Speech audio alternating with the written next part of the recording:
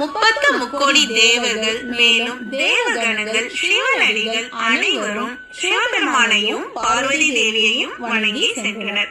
ஆனா இந்த விரலி முனிவர் மட்டும் தேவி இல்லாத நேரமா பார்த்து சிவனை மட்டும் வணங்கிட்டு போயிடாரு.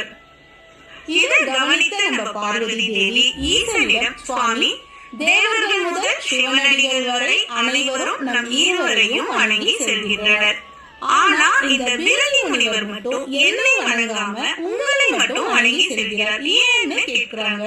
அதற்கு சிவபெருமான், தேவி, விரலி முனிவர் பாக்கியங்களை கேட்கவில்லை, மோட்சத்தை மட்டுமே வேண்டுகிறார். அதனால அவர் என்னை மட்டும் வணங்கி செல்கிறார். இதுல என்ன இருக்குன்னு கேட்கிறாரு.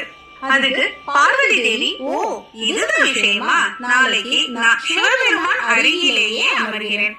விரலி முனிவர் எப்படி என்னை விட்டு ஈசனை மட்டும் வணங்கி செல்கிறார்னு பார்க்கலாம்னு சொல்லி